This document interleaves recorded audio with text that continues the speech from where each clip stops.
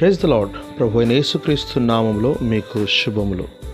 ఈ దిన వాగ్దానము, అగాధ జలములు వారిని కప్పెను, వారు రాతివలే అడుగంటిపోయిరి. నిర్గమకాండం 15వ అధ్యాయం 5వ వచనం. ఇశ్రాయేలీలు 430 సంవత్సరములు ఐగుప్తు యొక్క చెరలో బానిసత్వంలో నుండి విడుదల పొంది ఎర్ర సముద్రము గుండా వారు ప్రయాణమై అవతల ఒడ్డుకు చేర్చబడిన తరువాత మిరియాము యొక్క నాయకత్వంలో వారు ఈ పాటను పాడి దేవుని స్తుతించిరి. ఇక్కడ ఐగుప్తీయులకు కలిగిన నాశనమును, దేవుడు వారిపై కలిగించిన విజయమును గూర్చి పాడారు.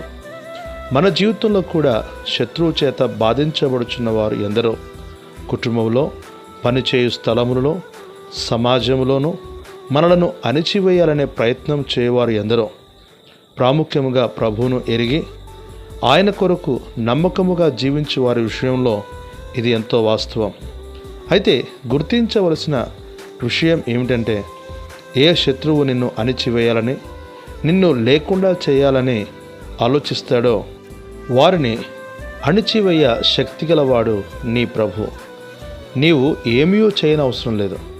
నీ పక్షమున వ్యాజ్యమాడువాడు, యుద్ధము చేయువాడు, శత్రువును సమూల నాశనం చేయవాడు నీ ప్రభువే. కనుక ధైర్యముగా ఉండుము, నిబ్బరము కలిగి ప్రార్థించుము. ప్రభు కృప నీకు తోడై ఉండుగాక. ఆమేన్.